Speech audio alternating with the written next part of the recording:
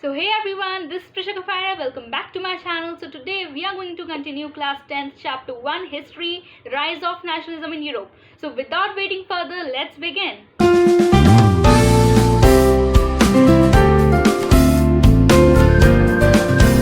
So starting with the age of revolutions.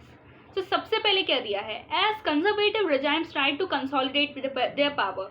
जैसे जैसे monarchy अपने हाथ में power लेती जा रही थी, the liberalism and nationalism came to be increasingly associated with revolution in many regions of Europe, such as Italian and German states, the provinces of the Ottoman Empire, Ireland and Poland.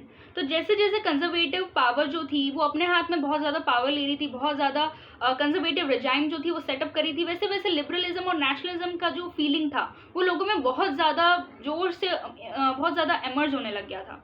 ठीक है, तो कहाँ कहाँ सबसे ज़्यादा, तो Italian के उन रीजन्स में, इटली और जर्मन स्टेट्स में सबसे ज़्यादा ये लिबरलिज्म और नेशनलिज्म का जो फीलिंग था वो एमर्ज हो गया था. उसके बाद में ऑटोमन एम्पायर के जो प्रोविंसेस थे, प्रोविंसेस मतलब क्या होता है, सिटीज़, डिस्ट्रिक्ट्स बोल सकते हो.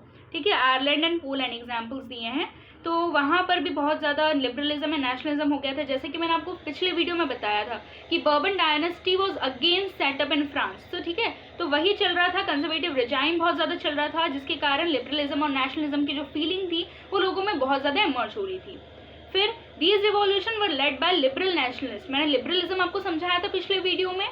ओके, तो लिबरल नेशनलिस्ट जो थे, ठीक है, जो कि फ्री आइडिया अपने मन में रखते थे कि हमें फ्री होना है, तो वो लोग जो थे वो इन रिवॉल्यूशंस को करते थे. ठीक है, सॉरी फॉर डिस्टर्बेंस बिकॉज बाहर कंस्ट्रक्शन का वर्क चल रहा है, so there may be noises, but I hope that you are getting my voice. Okay, so ये जो लिबरल नेशनलिस्ट थे ना, they belong to the educated middle class elite. अभी जो मिडिल क्लास एलाइट मैंने आपको पिछले वीडियो में बताया था, उस ग्रुप से वो बिलोंग करते थे. अमंग whom were प्रोफेसर्स, उनमें से कुछ लोग जो थे वो प्रोफेसर्स थे, स्कूल टीचर्स थी, फिर क्लर्क्स और members of the commercial middle classes. ठीक है, तो इनके वो मेंबर्स थे, इन ग्रुप्स के वो मेंबर्स थे. अब फ्रांस में पहला अपहीवल, मतलब पहला रिवॉल्यूशन बोल सकते हो, वो कब आया था, मतलब बर्बन डायनेस्टी के अगेन सेटअप होने के बाद में फिर से रिवॉल्यूशन कब आया था, तो आया था जुलाई 1830 में. इसके साथ क्या क्या हुआ था, the bourbon Kings who had been restored to power during the conservative reaction after 1815 के बाद में जो कंजर्वेटिव रिजाइम फिर से सेटअप हो गई थी फ्रांस में, उसके चलते जो बर्बन डायनेस्टी जो थी वो फिर से सेटअप हो गई थी फ्रांस में, तो उसको फिर से हटा दिया गया लिबरल रिवॉल्यूशनरीज के द्वारा, एंड उन्होंने कॉन्स्टिट्यूशनल मोनार्की को सेटअप कर दिया गया. कॉन्स्टिट्यूशनल मोनार्की क्या होता है, जहाँ पर कॉन्स्टिट्यूशन भी हो, किंग भी रूल करे, लेकिन किंग जो होगा वो कॉन्स्टिट्यूशन के हिसाब से ही रूल कर पाएगा, वो अपनी पावर का मिसयूज नहीं कर पाएगा, वो लोगों, मतलब बहुत बुरी तरह से वो लोगों को ट्रीट नहीं कर पाएगा. There will not be like censorship which was there in conservative regime, जैसे कि हमने पढ़ा था पिछले वीडियो में. ठीक है, तो लुइस फिलिप, देखो बर्बन डायनेस्टी में सबसे पहले हमने 9th क्लास में लुइस 16 के बारे में पढ़ा था. ठीक है, यहाँ पर लुइस फिलिप जो थे वो किंग बन गए थे बर्बन डायनेस्टी के, तो उनके साथ उन्होंने कॉन्स्टिट्यूशनल मोनार्की बना दी जुलाई 1830 में. याद रखना, डेट आ सकती है 1 मार्क क्वेश्चन में. एज इट्स हेड, ठीक है, when France sneezes, Metternich once remarked, the rest of the Europe catches cold. जैसा कि मैंने आपको पिछले वीडियो में बताया था कि जो ऑस्ट्रियन प्रिंस ड्यूक मेटरनिक है, ठीक है, ये बहुत ज़्यादा बोलते हैं, तो उन्होंने यहाँ पर भी एक सेंटेंस बोला है, when France sneezes, the rest of the Europe catches cold. और ये जो बोलते हैं ना, वो उसके ऊपर क्वेश्चंस आ जाते हैं कि इसका मीनिंग बताइए. तो यहाँ पर फ्रांस जब छींकता है, इसका मीनिंग तो यही हुआ ना, फ्रांस जब छींकता है तो पूरे यूरोप को क्या हो जाता है, सर्दी लग जाती है. ठीक है, पर इसका मीनिंग जो वो सोचते हैं वो ये है कि जब फ्रांस में कोई सा भी अपहीवल या फिर रिवॉल्यूशन होता है तो पूरे यूरोप में लिबरलिज्म और नेशनलिज्म की फीलिंग्स आने लगती हैं, और हर जगह पे ही ये अपहीवल और रिवॉल्यूशन होने लगता है. अगर वहाँ पर कॉन्स्टिट्यूशनल मोनार्की सेटअप हो गई है तो डिफरेंट एरियाज में भी कॉन्स्टिट्यूशनल मोनार्की सेटअप करने के लिए लोग बहुत ज़्यादा रिवॉल्यूशन करेंगे और अलग अलग चीज़ें करेंगे. तो इसलिए बोला है कि फ्रांस में कभी कोई अपहीवल या फिर रिवॉल्यूशन होता है तो रेस्ट ऑफ द यूरोप में भी वैसा का वैसा ही होता है. Now, the July Revolution sparked an uprising in Brussels which led to Belgium breaking away from the United Kingdoms of the Netherlands. ठीक है, मैंने आपको पिछले वीडियोस में बताया था कि जो फ्रांस है वो फिर से किसी टेरिटरी मतलब अपने आप को एक्सपांड ना करे, इसलिए उसके आसपास बफर स्टेट्स बना दी गई थी. और मैंने आपको नीदरलैंड्स का भी बताया था कि नीदरलैंड्स भी एक उसका बफर स्टेट में ही था. तो नीदरलैंड्स का एक पार्ट था बेल्जियम. ठीक है, मतलब यूनाइटेड किंगडम ऑफ नीदरलैंड्स जो है उसका एक पार्ट था बेल्जियम, और जुलाई रिवॉल्यूशन के बाद में जो बेल्जियम था वो इस यूनाइटेड किंगडम ऑफ नीदरलैंड से ब्रेक हो गया था, ठीक है, मतलब बाहर आ गया था कि हमें एक इंडिपेंडेंट कंट्री बनना है, तो इस तरह से वो बाहर आ गया था। तो ये याद रखना बेल्जियम के साथ क्या हुआ था जुलाई रिवॉल्यूशन के टाइम पे, ये 1 मार्क का क्वेश्चन आ सकता है। Now an event that mobilized nationalist feelings among the educated elite across Europe was the Greek War of Independence. See, this is the very important question which comes maybe in exams, ठीक है, exams में आता ही है ये question, तो इसको एकदम ध्यान से पढ़ना, अच्छे से समझना। If any doubt you can ask in comment section. Now Greek war of independence, तो यहाँ पे ग्रीस की बात होगी, obviously the name suggest. So Greece had been part of the Ottoman empire since the 15th century, means कितना पहले की बात हो रही है, 15th सेंचुरी से ग्रीस जो है वो ऑटोमन एम्पायर का ही एक पार्ट है। The growth of revolutionary nationalism in Europe sparked off a struggle for independence amongst the Greeks which began in 1821, ठीक है। तो देखो यहाँ पर पॉइंट्स ऑलरेडी गिवन है, मतलब जहाँ जब फुल स्टॉप लगाया ना उसको एक पॉइंट बना लो, तो इस तरह से आपके 5 पॉइंट्स हो जाएंगे and you will write this answer in exam, then you will get full 5 marks, ठीक है। तो ग्रीस जो है वो ऑटोमन एम्पायर का ही पार्ट था 15th सेंचुरी से। अब जैसे जैसे यूरोप में रिवॉल्यूशंस हो रहे थे वैसे वैसे ग्रीस के लोगों को के अंदर भी ये फीलिंग आई कि हाँ यार हमें भी एक रिवॉल्यूशन होना, हमें भी एक रिवॉल्यूशन करना है, तो 15th सेंचुरी से ऑटोमन एम्पायर का पार्ट है, तो हमें भी अब इससे अलग होकर एक इंडिपेंडेंट कंट्री बनना है, ठीक है। तो ये स्टार्ट हुआ 1821 में, इनका फ्रीडम स्ट्रगल स्टार्ट हुआ 1821 में। Nationalist in Greece got support from other Greeks, ठीक है, नेशनलिस्ट जो थे ग्रीक्स के उनको और सपोर्ट मिला दूसरे ग्रीक्स से। वो देशद्रोह के जो इल्ज़ाम होता है उसके लिए कंट्री से बाहर भेज दिया था, तो उसे एग्जाइल बोलते हैं, ठीक है। तो एंड दूसरे लोगों से भी मिला था सपोर्ट, जैसे कि वेस्टर्न यूरोपियंस जो थे वो ऐसा मानते थे कि ग्रीस जो है ना उनके अंदर उनका कल्चर है, मतलब वेस्टर्न यूरोपियंस को ऐसा लगता था कि उनका जो कल्चर है ना वो ग्रीस में ही है। वो क्या मानते थे, वो ग्रीस को एक क्रेडल ऑफ यूरोपियन सिविलाइजेशन मानते थे। क्रेडल ऑफ यूरोपियन सिविलाइजेशन मतलब, क्रेडल मतलब क्या होता है, वो बेबी जिस झूले में झूलता है ना उसको क्रेडल बोलते हैं। तो ये क्रेडल टाइप का है यूरोपियन सिविलाइजेशन का, मतलब यूरोप के जितने भी कल्चर्स ट्रेडिशंस हैं वो यहीं पर ही हैं, तो हमें भी इनका ग्रीस के इंडिपेंडेंस के लिए हमें इनका साथ देना है। So they also join this struggle, ठीक है। तो ये तो बता ही दिया मैंने कि poets and artist lauded Greece as a cradle of European civilisation and mobilized public opinion to support its struggle against a Muslim empire. Now, Ottoman Empire के बारे में बताया है कि वो एक कैसा एम्पायर था, वो एक मुस्लिम एम्पायर था, ठीक है। तो उसके उन लोगों ने भी इसको सपोर्ट किया, ग्रीस को सपोर्ट किया वेस्टर्न यूरोपियंस ने, कि हाँ अब हम मुस्लिम एम्पायर से के अगेंस्ट ये स्ट्रगल करेंगे। अब एक इंग्लिश पोइट की बात हुई है लॉर्ड बायरन, इनके बारे में ध्यान रखना, this question can come for 1 mark. Who was Lord Byron, ठीक है। तो जो लॉर्ड बायरन थे वो कौन थे, सो लॉर्ड बायरन एक इंग्लिश पोएट थे। He organised funds and later went to fight in the war, और फिर बाद में वो वॉर में लड़ने चले गए थे। लेकिन वो किस चीज़ से उनकी डेथ हो गई थी, तो उनकी फीवर से डेथ हो गई थी, और कब हो गई थी, 1824 में हुई थी, ठीक है। इसके बाद में ये पॉइंट जो था वो एकदम अलग ही हो गया था ग्रीक वॉर ऑफ इंडिपेंडेंस से। यहाँ पर अब लास्ट पॉइंट, आप 5th पॉइंट लिखोगे, finally the treaty of Constantinople. याद रखना, नेम याद कर लेना, उसकी स्पेलिंग भी याद कर लेना। What was treaty of Constantinople, so जिससे कि ग्रीस को ये मतलब इंडिपेंडेंस मिल गई थी। इट वाज अ ट्रीटी जिससे ग्रीस को क्या मिल गई थी, ये आज़ादी मिल गई थी कि हाँ आप अपना इंडिपेंडेंट नेशन बना सकते हो। अच्छा, ये कौन से ईयर में ट्रीटी बनाई गई थी, सो इन 1832, ठीक है। सो इतना समझ में आ गया आपको। Now we come to the romantic imagination and national feeling. Now some of you will laugh कि कैसा वर्ड यूज हो गया रोमांटिक, बट यहाँ पर रोमांटिक वर्ड का मीनिंग वो फैंटेसी वाला नहीं है जो मूवीज में चलता है। यहाँ पर रोमांटिक वर्ड का मीनिंग है नेशनलिज्म, लिबरलिज्म, जो लोगों के मन में था उस टाइम पे कि हमें बस अब इंडिपेंडेंट नेशन बनना है। सो रोमांटिक मतलब यहाँ पर इस कंटेक्स्ट में ये है। So the development of nationalism did not come about only through wars and territorial expansion. अब नेशनलिज्म का डेवलपमेंट सिर्फ टेरिटरी का एक्सपांशन या फिर वॉर्स ही नहीं था।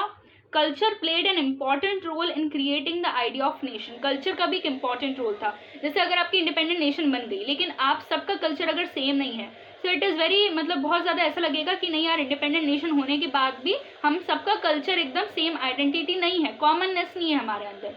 तो कल्चर का बहुत इंपॉर्टेंट रोल था जिससे कि नेशनलिज्म एमर्ज हो जाएगा। मतलब अगर एक ही कल्चर को आप सब लोगों में प्रोपेगेट करते जाओगे, लोगों को बताते रहोगे कि हाँ ये कल्चर बहुत अच्छा है, तो सारे लोग उसी कल्चर में उसी कल्चर को टेकअप करना चाहेंगे और फिर you will get your nationalism feeling. ठीक है, तो कल्चर बहुत इंपॉर्टेंट रोल प्ले करता था आइडिया ऑफ नेशन के बारे में। अब कल्चर में क्या क्या आते थे, आर्ट आता था, आर्ट पोएट्री आता था, स्टोरीज एंड म्यूजिक जो थे they also help to express and shape nationalism feelings, nationalist feelings. Nationalism की फीलिंग्स को एक्सप्रेस करने के लिए म्यूजिक का, आर्ट का, ठीक है, ये सारी जो चीज़ें, स्टोरीज का, वो बहुत ज़्यादा काम आया। जैसे अगर यहाँ पर भी अपने इंडिया की बात करें तो अगर APJ अब्दुल कलाम या फिर महात्मा गांधी की हमें कोई स्टोरी सुना देता है तो हमारे अंदर भी तो नेशनलिज्म का सेंटीमेंट आ जाता है कि हाँ यार हमारे महात्मा गांधी तो बहुत बड़े इंसान थे, उन्होंने बहुत अच्छे काम किए। तो अगर इसी तरह से यूरोप में भी अगर स्टोरीज से लोगों को बताएंगे, पिछली जो भी चीज़ें हुई है स्ट्रगल को बताएंगे, तो लोग भी नेशनलिज्म की फीलिंग्स उनके अंदर भी आएंगी। सो ये एक मतलब बोल सकते हैं एक आइडिया था, एक वे था जिससे कि लोगों के अंदर फिर से नेशनलिज्म की फीलिंग्स को एमर्ज किया जा सकता है। ठीक है, so let us look at romanticism. Romanticism एक वर्ड है, ठीक है, जिसका मीनिंग क्या होता है, a cultural movement which sought to develop a particular form of nationalist sentiment. एक कल्चरल मूवमेंट है, कल्चरल मूवमेंट मतलब यहाँ पर स्टोरीज, आर्ट, पोएट्री, म्यूजिक की हेल्प से क्या करेंगे ये लोग, विच सॉट टू डेवलप, जो कि डेवलप करेगी कौन सी फीलिंग, एक particular form of national sentiment. National sentiment मतलब नेशनलिज्म की फीलिंग को डेवलप करेगी। क्या डेवलप करेगी, तो कल्चर डेवलप करेगा। कल्चर में क्या क्या आ जाता है, आर्ट, पोएट्री, म्यूजिक, जैसा कि मैंने आपको बताया था। आगे रोमांटिसिज्म का मीनिंग अच्छे से लर्न हो जाना चाहिए, ये 1 मार्क में आ सकता है। देखो मैं बताती जा रही हूँ 1 मार्क में क्या क्या आ सकता है, क्योंकि term 1 you know that 90 marks का फुल्ली कैसा होने वाला है, MCQs होने वाला है। ठीक है, तो 1 मार्क मतलब आपको लाइन बाय लाइन बहुत अच्छे से पढ़ना पड़ेगा। आगे बढ़ते हैं। Romantic artist and poet generally criticise the glorification of reason and science. मतलब जो रोमांटिक आर्टिस्ट थे वो क्या करते थे, आर्टिस्ट और पोएट्स जो थे, रोमांटिक आर्टिस्ट मतलब क्या हुआ, जो कि नेशनलिज्म की फीलिंग्स को क्या करते थे, लोगों में बांटते थे, लोगों को बताते थे कल्चर के थ्रू। ठीक है, तो वो जो थे और वो जो पोएट्स थे वो क्या करते थे, वो रीजन्स जो थे उनका ग्लोरिफिकेशन, क्रिटिसाइज करते थे इसको कि रीज़न नहीं चाहिए, ये है तो यही है, तो उसका रीज़न नहीं चाहिए। लाइक कोई सा भी बोल सकते हैं ना कि काली बिल्ली अगर सामने से जाए तो फिर मान लिया करो कि आगे नहीं जाना चाहिए, इट्स लाइक अ मिथ। ठीक है, लेकिन ये अगर कोई उनसे पूछे कि ऐसा क्यों, तो वो ऐसा रीज़न पसंद नहीं करते थे। They don't like to give reasons for their questions, for their thing statements. ठीक है, और साइंस को भी वो क्रिटिसाइज करते थे। साइंस, विज्ञान, जो भी साइंस में जितनी भी टेक्नोलॉजीज एमर्ज हुई हैं, फिर साइंस बताता है ना कि ये सन है, ये मून है, और इस तरह से वो प्लैनेट रिवॉल्व करता है, तो ये सब वो नहीं मानते थे। इनको, इनके रीजंस को, इनके साइंस को वो बहुत ज़्यादा क्रिटिसाइज करते थे। And focused instead on emotions, intuitions and mystical feelings. वही है जो पुराने ख्यालात वाले लोग होते हैं ना, मिथ्स जो बहुत मानते हैं, तबूज बहुत मानते हैं, तो उनके बारे में बताया है कि ये हमेशा इमोशंस पे फोकस करते थे। इंट्यूशंस मतलब वो चीज़ें जो हमारे मन में आती हैं और वो सच हो जाती हैं, so that are known as intuitions, आपको पता ही होगा। एंड मिस्टिकल फीलिंग्स में भी वही जो पुराने भगवान और मतलब ये जो मिथ्स वाली फीलिंग्स होती है ना, इन सब वाली थोड़ा सा स्पिरिचुअल जा रहे हैं, ये लोग स्पिरिचुअल होते थे। Their effort was to create a sense of collective, shared collective heritage. ये चाहते थे कि सारे लोग एक जैसे हों, शेयर्ड कलेक्टिव हेरिटेज हो यहाँ की, एंड एक कल्चरल पास्ट हो, कॉमन कल्चरल पास्ट मतलब पहले जो चला आता था तो वैसे ही लोग अभी भी हो जाएं as a basis of a nation. क्योंकि अगर आपको नेशन बनाना है तो आपका कल्चर भी सेम होना चाहिए, but that is not same, क्योंकि हमारा इंडिया भी तो एक इंडिपेंडेंट नेशन है, लेकिन लोगों का क्या सेम टू सेम हेरिटेज है, लोगों का सेम टू सेम कल्चर है, नहीं डिफरेंट कल्चर्स है। ठीक है, तो वो लोग ऐसा मानते थे, लेकिन अभी तो हम एग्जाम्पल भी देख रहे हैं कि इंडिया में तो ऐसा नहीं है। सो इंडिया तो बाद में वैसे भी इंडिपेंडेंट बाद में हुआ था, तो उस बारे में हम बाद में बात करेंगे। अब यहाँ पर कुछ रोमांटिक आर्टिस्ट के बारे में नाम बताया है और उनने क्या थ्योरीज दी हैं वो बताया है। तो नाम याद रखना, जर्मन फिलोसोफर जॉन गॉटफ्राइड हर्डर, ये जो थे ये एक जर्मन फिलोसोफर थे और उन्होंने क्या दिया था, उन्होंने 2 अपनी थ्योरीज दी थी। अब वैसे तो आ नहीं रहा है आपका मतलब रिटर्न नहीं आ रहा है आपका, तो फिर भी अगर आपकी कोई रिवीजन टेस्ट हो बीच में या फिर आपका कोई पीरियडिक्स हो, अगर उसमें कोई आ रहा है मतलब बिग क्वेश्चंस, बिग मार्क्स के मतलब 3 to 4 मार्क्स के 3-5 मार्क्स के क्वेश्चंस आ रहे हैं, 2 मार्क्स के क्वेश्चंस आ रहे हैं, तो ये तो ध्यान रखना 2 थ्योरीज हैं, तो ये 2 मार्क्स का क्वेश्चन आ सकता है। कौन कौन सी, दास वोग एंड वोक्स जीस्ट। तो ये 2 थ्योरीज हैं, इनका मीनिंग क्या है, तो दास वोग जो है इसका मीनिंग क्या है कि true German culture was to be discovered among the common people. अगर आपको जर्मन कल्चर को पता लगाना है, so you don't have to study from any book. आप लोगों के पास जाओगे, जर्मनी के लोगों के पास जाओगे, वहाँ पर रहोगे, तो आपको पता चल जाएगा जर्मनी का क्या कल्चर है। तो this was the theory das Volk. फिर वोक्स टीच क्या है? It was through folk songs, folk poetry and folk dances that the true spirit of the nation was popularised. वो यही बोलते थे कि फोक सॉन्ग्स, फोक मतलब किसी भी एक नेशन से बिलोंग, ठीक है, किसी भी एक जगह से बिलोंग, पॉलिटिकल मतलब एक किसी भी पॉलिटिक्स से बिलोंग, जैसे अगर जर्मनी की बात हो रही है तो जर्मनी से बिलोंग जो सॉन्ग्स थे, जो पोइट्री थी वहाँ के जो डांसेस थे, उनके पास अगर वहाँ पे जाओगे, यही चीज़ें जो होती हैं वो नेशन की स्पिरिट को पॉपुलराइज करती है। नेशन ही इन्हीं सब चीज़ों से बनता है। आप अगर ये सारी चीज़ें बताओगे तो नेशनलिज्म एमर्ज होगा लोगों में। तो यही तो है रोमांटिसिज्म, और ये रोमांटिक आर्टिस्ट हैं, तो यही तो थ्योरी बताएंगे। तो यही ध्यान रखना, दास वोक मीनिंग क्या होता है, वोक्सडीस मतलब क्या होता है। ये दोनों जर्मन वर्ड्स हैं, बिकॉज जर्मन फिलोसोफर ने ही कहा है obviously. So this was the English translation of this word, so remember this now. So collecting and recording this forms of folk culture was essential for the project of nation building. तो उस time के लोग ये मानते थे कि जो folk culture है, मतलब उनकी जगह का, उनकी सोसाइटी, उनके नेशन का जो कल्चर है, वो बहुत एसेंशियल रोल प्ले करता है अगर आपको नेशन को बिल्ड करना है। ठीक है, आगे बढ़ते हैं। The emphasis on vernacular language. What was vernacular language? Vernacular मतलब local language. If you are living in Indore, you have to say Indorian language. ठीक है, ऐसा कुछ नहीं है हिंदी लैंग्वेज बोलो, इंदौर में तो हिंदी लैंग्वेज ही चलती है ज़्यादातर। So the emphasis on vernacular language and the vernacular मतलब मैंने ऐसे ही बताया, local language and the collection of local folklore. Local folklore मतलब क्या होता है, वहाँ पे जो पॉलिटिकल प्रॉब्लम्स, मतलब जितनी भी पॉलिटिकल प्रॉब्लम्स होती हैं, the collection of local folklore, वहाँ पे उस जगह पे जितने भी फोक्स होते हैं, प्रॉब्लम्स होती हैं कोई सी भी, तो इन चीज़ों पे ज़्यादा एम्फेसिस किया गया, इन चीज़ों पे ज़्यादा ध्यान दिया गया। And it was not just to recover ancient national spirit. ये सिर्फ उसके लिए नहीं था कि हम पुराने ख्यालात को फिर से एमर्ज कराएंगे, but also to carry the modern nationalist message. ये इसलिए भी था कि मॉडर्न नेशनलिस्ट मैसेज इतने बड़े लार्ज ऑडियंस को, लोगों को बता पाए कि जो कि इलिटरेट हैं, और क्या बता पाए, नेशनलिज्म की फीलिंग बता पाए। तो ये सबसे ज़्यादा पोलैंड के केस में हुआ था। पोलैंड के बारे में हम पढ़ेंगे कि पोलैंड कैसे इंडिपेंडेंट कंट्री बना। ठीक है, अब this was specially so in the case of Poland which had been partition at the end of 18th century by the great powers. पहले ना रशिया, प्रूशिया और ऑस्ट्रिया ने पोलैंड पे कब्जा करके लग रखा था, लेकिन थोड़े टाइम बाद क्या हुआ, पोलैंड जो हुआ वो इन पावर से, ग्रेट पावर से वो अलग हो गया था, पार्टीशन हो गया था 18th सेंचुरी में। तो यहाँ पर नीचे अपन पढ़ेंगे तो अपन को पता भी चल जाएगा एग्जैक्टली कौन सी ईयर में।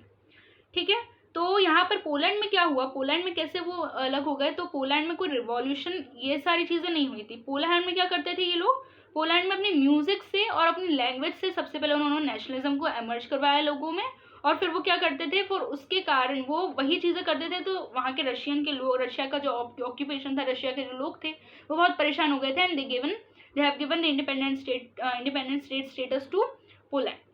ठीक है, तो यहाँ पर एक पोलैंड के ही किसी पर्सन का नाम दिया है, कैरोल कुरपिंस्की। तो इन्होंने क्या किया, इन्होंने नेशनल स्ट्रगल कैसे किया, उन्होंने अपने ओपेराज के थ्रू, है ना, म्यूजिक के थ्रू, फिर turning folk dances like polonaise and mazurka into nationalist symbols. तो उन्होंने ये जो डांसेस थे ना, पोलोनीज और मजूरका, ये नाम है डांसेस के, जैसे हिप हॉप होता है ना, और अलग अलग डांसेस होते हैं, तो उस तरह से उनके नाम है पोलैंड के। पोलोनीज और मजूरका, इनको क्या कर दिया था, उनको सिंबल्स बना दिया था कुछ। आपको पता है ना, जो लोग इलिटरेट होते थे, जिन लोगों को पढ़ना नहीं आता था, उनके लिए कुछ सिंबल्स बना दिए जाते थे। अपन ने 9th क्लास में पढ़ा था कि कौन कौन से सिंबल्स अपन ने पढ़े थे ना, वो रेड कैप पढ़ा था और ब्रोकन चेन पढ़ा था, बहुत सारी चीज़ें पढ़ी थी। तो वो सिंबल्स बनाते थे, उनको देखकर वो पता लगा सकते हैं कि हाँ, इससे क्यों क्या चीज़ वो अपन को बताना चाहते हैं। सो वो पोलोनीज और मजूरका से सिंबल्स बना देते थे, उससे वो नेशनलिस्ट फीलिंग्स एमर्ज करते थे। अब देखते हैं कि एक्चुअली में क्या हुआ था पोलैंड में। So language too played an important role in developing nationalist language. Language ने बहुत बड़ा रोल प्ले किया। लोग अगर पोलैंड के सारे लोग पॉलिश बोलेंगे तो रशिया को तो गुस्सा आएगा ही ना, क्योंकि रशिया के अंडर में था ना, रशिया बड़ा है ना, रशिया बड़ा है, इसलिए मैं बार बार रशिया बोल रही हूँ, नहीं तो प्रूशिया और ऑस्ट्रिया भी इसी के ही पार्ट थे। ठीक है, तो after Russian occupation the polish language was forced out of school. जब रशिया ने ऑक्यूपाई किया पोलैंड पे, तो जितनी भी पोलिश लैंग्वेज थी उसको हटा दिया गया, स्कूल से हटा दिया गया, और रशियन लैंग्वेज जो थी वो हर जगह इम्पोज कर दी गई कि पोलैंड में भी आपको रशियन लैंग्वेज ही बोलनी पड़ेगी। फिर इन 1831 N armed rebellion against Russian rule took place which was ultimately crushed. तो पोलैंड ने क्या किया, 1831 में एक रिबेलियन किया, वो भी हथियारों वाला। आर्म्ड रिबेलियन मतलब हथियार लेकर, ठीक है, रशियन रूल के अगेंस्ट, जिससे कि जिसको फाइनली क्रश कर दिया गया, which was failed. Following this many members of the clergy in Poland begin to use language as a weapon of, फिर बाद में क्या हुआ, लैंग्वेज वो बोलने लग गए कि हमें रशियन लैंग्वेज नहीं बोली, हम तो पॉलिश लैंग्वेज ही बोलेंगे, ठीक है। तो वो बोलने लग गए और it they used their language as a weapon, एक हथियार की तरह उन्होंने यूज किया, ऑफ नेशनल रेजिस्टेंस, कि हमें अपना खुद का नेशन चाहिए, उसके लिए उन्होंने खुद का ही लैंग्वेज यूज करना चालू कर दिया। और polish was use for church gatherings and all regional religious instructions, जितने भी रिलीजियस इंस्ट्रक्शंस थे, चर्च में गैदरिंग्स होती थी, लोग गैदर होते थे, तो उसके लिए भी पॉलिश लैंग्वेज ही वो बोलते थे। एज अ रिजल्ट क्या हुआ फिर, a large number of priests and bishops were put in jail. यहाँ पर भी ऑब्वियसली जैसे महात्मा गांधी को और बहुत सारे लोगों को इंडिया में भी जेल में डाल दिया गया था, तो वैसे भी यहाँ पर वैसे ही सेम टू सेम यहाँ पर भी प्रीस्ट्स को, बाइशॉप्स को, दे वर पुट इन जेल में डाल दिया गया था, और वो रशियन और वो साइबेरिया भेज दिया जाता था। साइबेरिया क्या है, वहाँ पर पनिशमेंट्स मिलती थी इन लोगों को। क्यों पनिशमेंट मिलती थी, क्योंकि उन्होंने रशियन कल्चर फॉलो नहीं किया, वहाँ की लैंग्वेज नहीं बोली, इसलिए। लेकिन बाद में क्या हुआ, पॉलिश का यूज करते करते करते करते थोड़े टाइम बाद the use of Polish came to seen as a symbol of struggle against Russian dominance. लेकिन ये जो पॉलिश लैंग्वेज बोल रहे थे ना, ये रशियन डोमिनेंस के अगेंस्ट था, उनके स्ट्रगल का ही एक पार्ट था। तो इसलिए बताया है कि लैंग्वेज जो होता है वो भी नेशनल स्ट्रगल का बहुत इंपॉर्टेंट रोल प्ले करता है। आ गया समझ में इतना? ये कौन सा पार्ट था, ये रोमांटिक इमेजिनेशन और नेशनल फीलिंग था। आगे समझ में। अब हम आते हैं hunger, hardship and popular revolt. आज हम ये थर्ड वाला पार्ट भी कंप्लीट करेंगे। कौन सा, कहाँ तक कंप्लीट करेंगे हम ये पूरा the revolution of the liberals, मतलब 2 पार्ट और बचे हमारे, hunger, hardship and popular revolt and revolution of the liberals. इसके बाद अब making of Germany and Italy, वो हम नेक्स्ट क्लास में करेंगे, जो कि सबसे इंटरेस्टिंग पार्ट है इस चैप्टर का, बिकॉज यहाँ पर स्टोरीज बताई गई है, जर्मनी कैसे यूनाइटेड हुआ। अभी जो आप जर्मनी देखते हो ना जो वर्ल्ड मैप पे, वो ऐसा नहीं था, पहले बहुत सारी स्टेट्स में बटा हुआ था वो।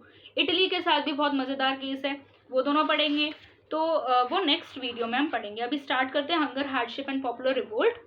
So the 1830s were years of great economic hardship in Europe. Europe में क्या हुआ, 1830s में बहुत ज़्यादा इकोनॉमी गिर गई थी, लोग बहुत ज़्यादा पुअर हो गए थे, लोगों को खाना पीने के लिए नहीं मिल रहा था, ठीक है।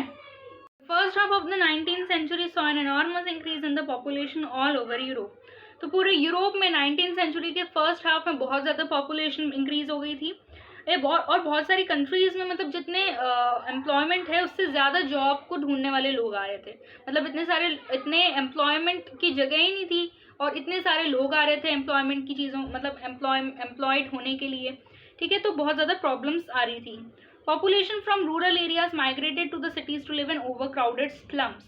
फिर रूरल एरियाज से जो पॉपुलेशन थी, रूरल एरियाज मतलब जो गांव वाले लोग जो होते हैं, गांव के एरियाज होते हैं, सो वहाँ से जो पॉपुलेशन थी, वहाँ के लोग जो थे, गांव के लोग, वो कहाँ आ गए थे, वो सिटीज़ में आ गए थे। और कहाँ रह रहे थे, because they were not getting, उनके पास इतना पैसा नहीं था, तो वो अच्छे अच्छे घर नहीं रह पा रहे थे, तो वो कहाँ रह रहे थे, वो ओवर क्राउडेड स्लम्स में रहने लग गए थे। कंट्री का जो आउटस्कर्ट्स होते हैं ना, मतलब जो सिटी का आउटस्कर्ट्स होते हैं, वहाँ पे जो ओवर क्राउडेड स्लम्स होते हैं, वहाँ पर रहने लग गए थे। Small producers in towns were often faced with stiff competition from imports of cheap machine-made goods from England, where industrialization was more advanced than on the continent. ठीक है, तो small producers जो थे towns के, वो क्या, they were often faced, उनको बहुत ज़्यादा competition face करना पड़ता था। क्यों कंपटीशन फेस करना पड़ता था, because from imports of cheap machine made goods, क्योंकि इंग्लैंड से मशीन मेड गुड आ रहा था और वो हाथ से बना रहे थे, तो there was a stiff competition between both of them, ठीक है। जहाँ पे इंडस्ट्रियलाइजेशन बहुत ज़्यादा एडवांस्ड था उनकी कॉन्टिनेंट से। This was specially so in textile production which was carried out mainly in Holmes. और ये टेक्सटाइल प्रोडक्शन मतलब हाथ से बनाया हुआ काम जो होता था, वो घरों में या फिर छोटे छोटे वर्कशॉप्स में होता था, और वहाँ पर partly mechanised, it was partly mechanised, मतलब ज़्यादा मशीन का काम नहीं होता था, मशीन का काम बहुत कम होता था या फिर आधा होता था काम। In those regions of Europe, तो इन रीजन्स में क्या था, एरिस्टोक्रेसी स्टिल एंजॉयड पावर। तो जब हैंडीक्राफ्ट जो काम चल रहा था ना, वहाँ पर एरिस्टोक्रेसी के पास तब भी पावर था, पीजेंट्स को बहुत ज़्यादा स्ट्रगल करना पड़ता था, फ्यूडल ड्यूज के लिए ऑब्लिगेशंस थे उनके ऊपर। The rise of food, rise of food prices, फिर क्या हुआ, इतनी ज़्यादा पॉपुलेशन बढ़ने के बाद ऑब्वियसली प्राइजेस जो होंगे वो भी ज़्यादा होंगे, तो उसके ज़्यादा होते होते बहुत ज़्यादा और एक बार बैड हार्वेस्ट भी हो गया था, तो लोग जो थे वो बहुत ज़्यादा पॉपरिज्म मतलब क्या होता है, जब लोग बहुत ज़्यादा पुअर हो जाते हैं, तो बहुत ज़्यादा पोवर्टी छा गई थी पूरे यूरोप में, टाउन में, कंट्री में। अब क्या हुआ, 1848 एक ऐसा ईयर था जब food shortages and wide spread employment brought the population of Paris out on the roads. इतना ज़्यादा अनएम्प्लॉयमेंट और पोवर्टी हो गई थी कि 1848 में लोग जो थे वो, उनके पास घर ही मतलब पैसे ही नहीं थे, तो वो घर में क्या रहेंगे, वो रोड्स पर आ गए थे। Barricades were erected and Louis Philippe was forced to flee. और लोग इतना ज़्यादा बोल रहे थे कि पैसे कम करो, पैसे कम करो, we are not able to live, we are not able to afford for our living, मतलब हम नहीं रह पा रहे। तो लुइस फिलिप जो थे वो वहाँ से भाग गए। Louis Philippe was forced to flee, इतना ज़्यादा हंगामा हो गया कि लुइस फिलिप वहाँ से भाग गए।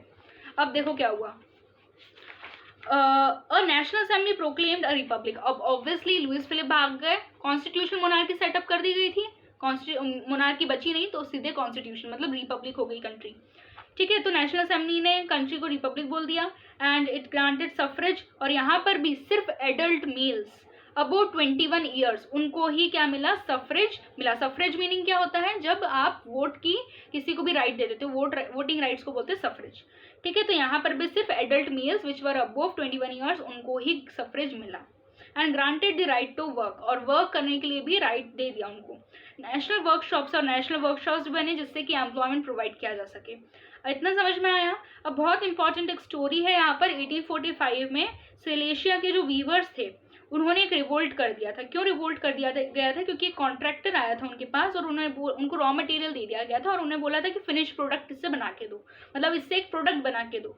ठीक है, लेकिन जब वो उन लोगों ने वीवर्स ने प्रोडक्ट बना लिया और फिर उनको बोला कि लो कॉन्ट्रैक्टर, हमने प्रोडक्ट बनाया, ये ले लो, हमें अपना पैसा दे दो, तो उसने पैसा जो था ना बहुत कम दिया वो पैसा, तो सिलेशिया के वीवर्स ने वहाँ पर रिवोल्ट कर दिया। सिलेशिया के वीवर्स जो थे वो कहाँ गए, वो इसके घर में चले गए। वहाँ पर उन्होंने क्या किया, यहाँ पे बताया गया है कि किस तरह से उन्होंने वहाँ पे हाउस के अंदर चले गए। वो वहाँ पे एलिगेंट जो बहुत सुंदर सुंदर विंडो पेन्स थे उनको तोड़ दिया, फर्नीचर को तोड़ दिया। पोर्सिलिन मतलब क्या होता है, जो चीनी के कप वप होते हैं ना, चीनी के यूटेंसिल्स जो होते हैं उनको पोर्सिलिन बोलते हैं। ठीक है, तो उन सबको तोड़ दिया, बहुत ज़्यादा प्रॉब्लम्स हो गई। तो फिर क्या गया, कॉन्ट्रैक्टर जो था वहाँ से भाग कर, मतलब अपने घर पे था वो पहले, तो वहाँ से किसी भी तरह से भाग कर वो कहाँ चला गया, नेबरिंग विलेज में चला गया। ठीक है, लेकिन नेबरिंग विलेज को जब पता चला कि ये कॉन्ट्रैक्टर जो था इसने गलत काम किया है, तो उन्होंने भी उनको शेल्टर देने के लिए रिफ्यूज कर दिया। और बाद में ही रिटर्न 24 आवर्स लेटर, और फिर मतलब एक दिन बाद, 24 आवर्स मतलब एक दिन बाद वो फिर से आया उन वीवर्स के पास में। और किसके साथ आया, वो आर्मी के साथ आया, और इसके कारण 11 वीवर्स जो थे उनको आर्मी ने मार डाला। ठीक है, तो इस तरह से मतलब गलती किसकी थी और सजा किसको मिली, तो ये स्टोरी यहाँ पे बताई गई है। सिंपल सी स्टोरी है। आपको यहाँ पर एक मतलब जो नीचे स्टोरी है ये मैंने आपको फुल्ली एकदम डिटेल में नहीं समझाई, ये शॉर्ट में बता दिया उसमें वही सब है। ठीक है, तो उसको पढ़ोगे ना समझ में आ जाएगी। आते हैं अब upon the revolution of the liberals में। सो 1848 बहुत इंपॉर्टेंट चीज़ है ये, क्योंकि इसके बाद में इसको अच्छे से पढ़ना है, क्योंकि उसके बाद में फिर जर्मनी और इटली के बारे में पढ़ेंगे कि कैसे वो बनी थी। तो parallel to the revolts of the poor के तो रिवोल्ट्स चल रहे थे कि हमें पैसे डिक्रीज करो, मतलब प्राइसेस जो थे गुड्स के, मतलब जो ओवरऑल रोज़मर्रा के जो चीज़ें होती हैं ना उनके प्राइसेस बहुत ज़्यादा कर दिए थे। लोग कैसे अफोर्ड करेंगे, तो लोग बहुत ज़्यादा पॉपुलिज्म फेस कर रहे थे, लोग बहुत ज़्यादा पुअर हो रहे थे। तो वो रिवोल्ट्स तो चलते जा रहे थे। उसके साथ साथ किन किन के रिवोल्ट्स चलते जा रहे थे, पुअर, अनएम्प्लॉयड, फिर जो स्टार्विंग पीजेंट्स है, वर्कर्स हैं, इन सबके रिवोल्ट्स चलते जा रहे थे। इसके साथ साथ एक revolution led by the educated middle class was underway. और एक रिवॉल्यूशन चाहते थे कौन, एजुकेटेड मिडिल क्लास, कि हमें एक रिवॉल्यूशन करना है। तो पुअर, अनएम्प्लॉयड, स्टार्विंग पीजेंट्स और वर्कर्स तो रिवोल्ट्स कर ही रहे थे। इसके साथ साथ एजुकेटेड मिडिल क्लास ने भी सोचा कुछ रिवॉल्यूशन कुछ करते हैं। तो इवेंट्स ऑफ फरवरी 1848, तो फरवरी के 1848 के जो इवेंट्स थे फ्रांस में, has brought about the abdication की। तो हमें पता ही है कि मोनार्क तो चला ही गया था वहाँ से, और रिपब्लिक मिल गई थी, और यूनिवर्सल मेल सफरेज मिल गया था। ठीक है। In other parts of Europe, Europe के दूसरे पार्ट्स में independent nation state did not exist, मतलब खुद इंडिपेंडेंट नेशंस नहीं बनी थी, जैसे कि जर्मनी खुद अपना नहीं बना था, जिसके बारे में हम आगे पढ़ेंगे। इटली के बारे में भी पढ़ेंगे, फिर पोलैंड के बारे में हम पढ़ चुके हैं। मतलब बाद में पोलैंड के बारे में सिर्फ इतना ही बताया था ना कि लैंग्वेज बहुत अच्छा इंपॉर्टेंट रोल प्ले करता है, तो आगे जाकर ये लैंग्वेज के कारण ही उनको भी इंडिपेंडेंस मिल गया था। तो पोलैंड में फिर ऑस्ट्रो हंगरियन एम्पायर, इसके बारे में इस चैप्टर में नहीं दिया है, लेकिन इसको भी अगर आप गूगल पे सर्च करोगे इसकी भी एक स्टोरी मिल जाएगी आपको। फिर मैन और वुमन जो थे लिबरल मिडिल क्लास के, ये सारे लोग मिल गए और उन्होंने क्या किया, उन्होंने उनकी डिमांड्स जो थी उनसे एक कॉन्स्टिट्यूशन बनाया, है ना, विथ नेशनल यूनिफिकेशन। सारे लोग एकजुट हुए और उन्होंने एक कॉन्स्टिट्यूशन बना दिया। They took advantage of the growing popular unrest to push their demands for the creation of nation state on parliamentary principles। a constitution वो क्या चाहते थे, एक कॉन्स्टिट्यूशन चाहते थे, फ्रीडम ऑफ द प्रेस चाहते थे, फ्रीडम ऑफ द एसोसिएशन चाहते थे। अच्छा, तो ये किसके पास जाके बोलेंगे, अब तो कोई राजा रहा ही नहीं। राजा रहा लुइस फिलिप, चले गए ना। दूसरा राजा तो थे, प्रूशिया का एक राजा था, प्रूशिया के राजा के बारे में यहाँ पर बोला है ना। चलो आगे पढ़ते हैं। हाँ, तो प्रूशिया के राजा के बारे में बोला है यहाँ पर फ्रेडरिक विल्हेम फोर, इसके बारे में आगे पढ़ेंगे। In the German regions a large number of political associations whose members were middle class professionals, businessmen and prosperous artisans came together in the city of Frankfurt and decided to vote for all German National Assembly। तो क्या हुआ, German reason से बहुत सारे middle class professionals आ गए, businessman's आ गए, ठीक है, प्रॉस्पेरस आर्टिसंस आ गए। वो कहाँ आ गए, फ्रैंकफर्ट की सिटी में आ गए और वहाँ पर उन्होंने क्या किया, उन्होंने वहाँ पर जर्मन नेशनल असेंबली में वोटिंग करी कि हमें भी मतलब वोटिंग करना है, तो उन्होंने वोट किया वहाँ पर। तो 18 मई 1848 में 831 इलेक्टेड रिप्रेजेंटेटिव्स जो थे वो कहाँ आए, वो फ्रैंकफर्ट पार्लियामेंट में आए। और फ्रैंकफर्ट पार्लियामेंट कहाँ बुलाई गई थी, फ्रैंकफर्ट पार्लियामेंट बुलाई गई थी चर्च ऑफ सेंट पॉल में, ठीक है। उन्होंने जो कॉन्स्टिट्यूशन बनाया था वो अपने हाथ में लेके आए थे, उन्होंने वो बताया फ्रेडरिक विलियम फोर को। तो when the deputies offered the crown on this terms, तो उन्होंने जब बताया ये फ्रेडरिक विलियम फोर को, किंग ऑफ प्रूशिया को, तो उन्होंने एकदम रिजेक्ट कर दिया। He rejected it and joined other monarchs to oppose the elected assembly. वो अकेले तो अपोज करेंगे तो सारे लोग रिवोल्ट कर देंगे, तो उन्होंने दूसरे किंग्स को भी बोला कि ये इन लोगों ने कुछ किया है और अपन सब साथ में अपोज करेंगे तो ये कुछ नहीं कर पाएंगे। तो उन्होंने दूसरे राजाओं के साथ भी इस चीज़ को अपोज कर दिया, रिजेक्ट कर दिया। While the opposition of the aristocracy and military became stronger, जब एरिस्टोक्रेसी और मिलिट्री की जो अपोजिशन था कि हमें ये नहीं चाहिए कॉन्स्टिट्यूशन, तो वो स्ट्रॉन्ग हो गया। The social basis of parliament eroded, तो ये पूरा सब खत्म हो गया। एंड द पार्लियामेंट मतलब सारे लोग वहाँ से चले गए, मतलब सब वो फेल हो गया, वो जो कॉन्स्टिट्यूशन लाए थे वो सब फेल हो गया, कुछ नहीं हो पाया उसका। The parliament was dominated by the, parliament में सबसे ज़्यादा कौन से लोग थे, मिडिल क्लासेस लोग थे, who resisted the demands of workers, जो कि नहीं चाहते थे कि वर्कर्स की डिमांड्स पूरी हो, आर्टिसंस की डिमांड्स पूरी हो, ठीक है। और अगर वो ऐसा चाहते तो वो उनका सपोर्ट मतलब कम हो जाता। So in the end troops were called in. Last में क्या हुआ, जब ये लोग वहाँ पर मतलब बहुत सारे लोग जो थे वो फिर से पीछे पड़े हुए थे कि नहीं हमारी डिमांड्स को पूरा करो, तो लास्ट में जो सेना थी, जो ट्रूप्स थे, वो वहाँ पर बुला दिए गए और फिर वहाँ पर असेंबली जो थी वो फिर से हटा दी गई। मतलब इट वॉज फोर्स टू डिस्पेंड, फिर से वो बोलते हैं ना, मतलब मेरे को वर्ड याद नहीं आ रहा, वो फिर से हटा दी गई। वो मतलब सारे लोग वहाँ से चले गए, सिंपल बोल सकते हो। Now, the issue of extending political rights to women was a controversial one within the liberal movement, in which a large number of women had participated actively over the years। मतलब देखो, सिर्फ mail को सफ्रेज मिल रहा था, woman को तो कुछ मिल ही नहीं रहा था, लेकिन वुमन जो थी बहुत ज़्यादा पार्टिसिपेट कर रही थी, बहुत ज़्यादा स्ट्रगल कर रही थी, क्योंकि उनको भी चाहिए थे क्या, उनको भी सफ्रेज के राइट्स चाहिए थे, ठीक है। Women had form their own political associations, women ने खुद के पॉलिटिकल एसोसिएशंस बनाए थे। न्यूज़पेपर्स भी फाउंड किया था, मतलब न्यूज़पेपर्स उन्होंने बनाए थे। And they taken part in political meetings and demonstrations, और उन्होंने पॉलिटिकल मीटिंग्स जितनी भी होती थी उसमें भी वो पार्टिसिपेट करती थी, और डेमोन्स्ट्रेशंस जितने भी होते थे उसमें भी पार्टिसिपेट करती थी। इसके अलावा फिर भी उनको पॉलिटिकल सफ्रेज नहीं दिया गया, सफ्रेज के राइट्स हमेशा उनको डिनाई कर दिए गए थे, है ना। During the elections of the assembly, जब भी असेंबली का इलेक्शंस होता था तो वुमेन सोचती थी कि हमें भी इस बार राइट मिल जाएगा, लेकिन कुछ भी नहीं मिलता था हमको। व्हेन द फ्रैंकफर्ट पार्लियामेंट, ये जो पार्लियामेंट था और जब भी जो मैंने पूरा इंसिडेंट्स बताया, जो भी हुआ था वो कहाँ हुआ था, चर्च में हुआ था, सेंट पॉल के। तो वहाँ पर भी वुमेन जो थी, दे वर एडमिटेड ओनली एज ऑब्जर्वर्स, उनको तभी आने दिया जाता था उस क्या बोलते हैं उसको, उस सभा में उनको तभी आने दिया जाता था, उस पार्लियामेंट की जो मीटिंग थी उसमें तभी आने दिया जाता था जब वो बोले कि हाँ हम ऊपर खड़े होके, मतलब जो गैलरी रहती है ना, ऊपर खड़े होके वहाँ से वो देखेंगे, ठीक है। तो उनको भी सिर्फ विजिटर्स की गैलरी में वहाँ पर ऊपर सिर्फ देखने के लिए, ऑब्जर्वर्स के लिए ही उनको वहाँ पर खड़ा किया गया। अब दो conservative forces were able to suppress liberal movements in 1848। 1848 में तो लिबरल मूवमेंट्स को उन्होंने सप्रेस कर दिया था, बताया था ना कि फेल हो गया था उनका मूवमेंट, ठीक है। They could not restore the old order, लेकिन फिर भी उन्होंने पुराना वाला जो कंजर्वेटिव रिजाइम था ना, जो लुई 16 के टाइम का था, उन्होंने वो सेटअप नहीं करा। मोनार्क्स वर बिगिनिंग टू, उनको लग रहा था कि हाँ यार ये जो इतनी सारी रिवॉल्यूशंस हो रही हैं, रिप्रेशंस हो रहे हैं, जब हम कुछ ना कुछ इनको ग्रांट कर देंगे, कुछ अच्छी चीज़ कर देंगे, तो ही ये लोग चुप होंगे। मतलब इट्स लाइक मतलब बच्चा जिद्दी कराए तो उसको एक लॉलीपॉप पकड़ा दो हाथ में, तो वैसे ही वहाँ के लोग बहुत ज़्यादा रिवॉल्यूशन अपहीवल ये सब हो रहा था, तो उन्होंने सोचा कुछ ना कुछ हमें करना पड़ेगा। तो hence in the years after 1848, तो 1848 के बाद में, बाद के जो साल थे उसमें जो ऑटोक्रेटिक मोनार्कीज थी सेंट्रल और ईस्टर्न यूरोप में, उन्होंने कुछ चेंजेस किए वेस्टर्न यूरोप में बिफोर 1815 के पहले, और 1848 के मतलब क्या बोला है, hence in the years after 1848 के कुछ ईयर्स बाद में the autocratic monarchies of central and eastern Europe begin to introduce the changes that had already taken place. मतलब पहले जो हो गए थे ना 1815 में कुछ चेंजेस हुए थे, वो फिर से उन्होंने वही सुना दिए। क्या बोला कि सर्वडम और बॉन्डेड लेबर जो है वो एबॉलिश कर दिया गया हैब्सबर्ग डोमिनियंस में एंड इन रशिया में और हैब्सबर्ग एम्पायर में इनको क्या कर दिया गया, किसको, सर्वडम और बॉन्डेड लेबर को एबॉलिश कर दिया गया। और हैब्सबर्ग रूलर्स ने क्या किया, कुछ ऑटोनॉमी दे दी हंगेरियंस को 1867 में। तो ये डेट्स याद रखना, किसने किसको ग्रांट किया, क्या ग्रांट किया, ये सब ध्यान रखना है आपको। तो यहाँ तक हमारी पूरी कहानी खत्म होती है। फिर अगले वीडियो में हम पढ़ेंगे the making of Germany and Italy, ठीक है।